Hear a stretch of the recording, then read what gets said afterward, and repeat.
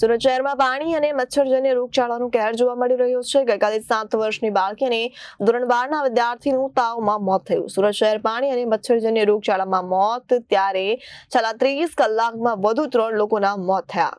સુરતમાં પાણીજન્ય અને મચ્છરજન્ય રોગચાળાનો કહેર જોવા મળ્યો છે। ગઈકાલે 7 વર્ષની બાળકી, ધોરણ 12ના વિદ્યાર્થીનું તાવમાં મોત થયું, ત્યારે સુરત શહેરમાં પાણી અને મચ્છરજન્ય રોગચાળામાં મોત, છેલ્લા 30 કલાકમાં વધુ 3 લોકોના મોત। સચિન વિસ્તારમાં રહેતા 16 વર્ષના કિશોરનું એક દિવસના તાવ બાદ મોત। સુરત સિવિલ હોસ્પિટલમાં બાળકોની ઓપીડીમાં ઘરખમ વધારો। પહેલા 100 ઓપીડી આવતી હોય તે હવે 250 આવે છે કેસો। ત્યારે નાના બાળકોમાં તાવ, શરદી, ખાંસીના કેસોની સંખ્યામાં સતત વધારો। સુરત શહેર અને ગ્રામ્ય વિસ્તારમાં બદલાતા મોસમ અને વરસાદની પરિસ્થિતિને કારણે નવી સિવિલ હોસ્પિટલ સુરત ખાતે મેડિસિન અને પીડિયાટ્રિક વિભાગમાં અત્યારે દર્દીઓ આવી રહ્યા છે।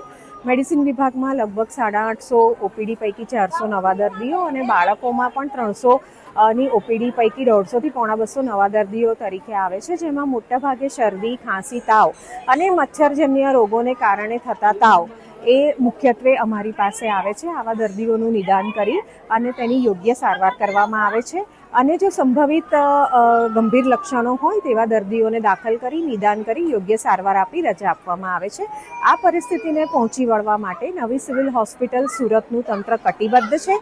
અમારે ત્યાં ઓપીડીના ધસારાને તેમજ દાખલ થતા દર્દીઓને પહોંચી વળવા માટે પૂરતું infrastructure, doctor staff, nursing staff અને દવાઓનો જથ્થો પૂરતા પ્રમાણમાં હાજર છે। જરૂર પડે સુપ્રિન્ટેન્ડન્ટ શ્રી દ્વારા તેના માટે યોગ્ય પગલાં લઈને આદેશ આપવામાં આવશે। ખાસ કરીને બાળકોમાં પણ આ રોગચાળાની સ્થિતિ, એક બાળકનું બે મોત થયું છે।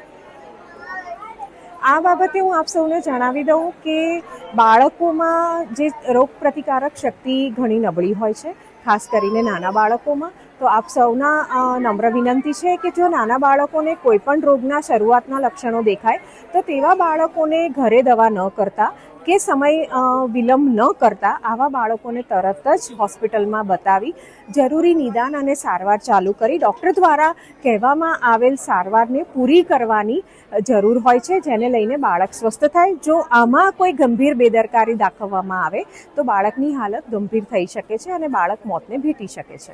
સિવિલમાં પણ બાળકોની સંખ્યા વધી છે।